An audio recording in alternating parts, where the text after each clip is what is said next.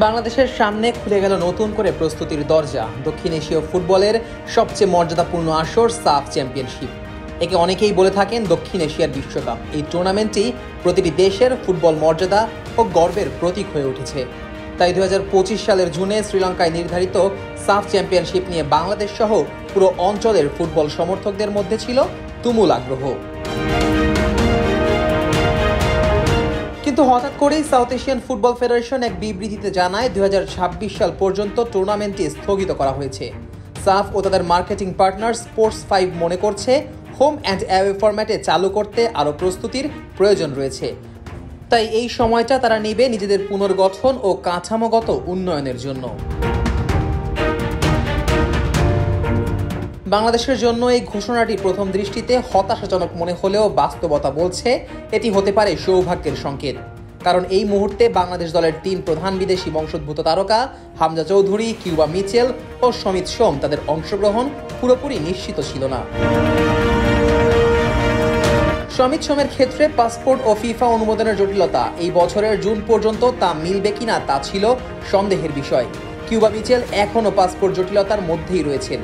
আর হামজা চৌধুরীকে নিয়ে সবচেয়ে বড় প্রশ্ন, ইংল্যান্ডের ক্লাব শেফিল্ড ইউনাইটেড কি তাকে ছাড়পত্র দেবে কিনা। ওয়ালটন আবারও মিলিয়নিয়ার অফারে ওয়ালটন ফ্রিজ কিনে আপনিও হয়ে যেতে পারেন মিলিয়নিয়ার।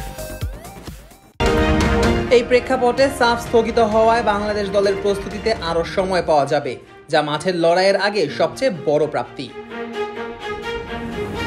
সাফ চ্যাম্পিয়নশিপকে আরও আন্তর্জাতিক মানে নিয়ে যেতে চায় ফেডারেশন। তাই হোম অ্যান্ড অ্যাওয়ে ফরম্যাট চালুর পরিকল্পনা নিচ্ছে তারা, যেখানে প্রতিটি দেশ তাদের মাঠেও ম্যাচ আয়োজন করতে পারবে। এটা শুধু আয়োজনের নয়, ফুটবল সংস্কৃতির উন্নয়নেরও একটি যুগান্তকারী পদক্ষেপ। এই রূপান্তরকে সামনে রেখে স্থগিতাদেশ শুধু বিলম্ব নয়, বরং ভবিষ্যতের জন্য ভিত্তি স্থাপন হিসেবে দেখা উচিত। সাম্প্রতিক সময়ে বাংলাদেশের ফুটবলে এসেছে এক নতুন বাতাস। জামাল ভুঁইয়া থেকে শুরু করে হামজা, কিউবা, সোম, ফাহমিদুলরা মিলে একটি শক্তিশালী মিডফিল্ড গঠনের স্বপ্ন দেখাচ্ছে। এই 1 বছরের বিরতিতে সব খেলোয়াড়ের কাগজপত্র ও আনুষ্ঠানিকতা সম্পন্ন করা যাবে। দল গঠনের সময় পাওয়া যাবে আরও বিশ্লেষণ, পর্যবেক্ষণ ও প্রস্তুতির। বিশ্বকাপের বছরে বিশ্ব দরবারে নিজেদের মান দেখানোর সুযোগও তৈরি হতে পারে। দক্ষিণ এশিয়ার বিশ্বকাপ খ্যাত এই টুর্নামেন্টে বাংলাদেশের লক্ষ্য এখন আর শুধুই অংশগ্রহণ নয়, বরং চ্যাম্পিয়ন হওয়া।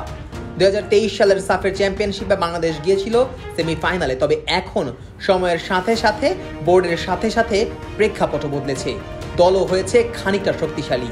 তাই দর্শক সমর্থকদের প্রত্যাশাও বেড়ে গেছে দ্বিগুণ। এই স্থগিতাদেশকে মানসিক ধাক্কা নয়, বরং চ্যাম্পিয়নশিপ জয়ের জন্য প্রস্তুতির সময় হিসেবেই নিতে হবে বাংলাদেশের ভক্ত সমর্থকদের। যদি পরিকল্পনা অনুযায়ী সবকিছু এগোয়, তবে 2026 সালের সাফ চ্যাম্পিয়নশিপ হতে পারে বাংলাদেশের ফুটবল ইতিহাসের সোনালী অধ্যায়ের সূচনা। Nazmus Sakib, on field.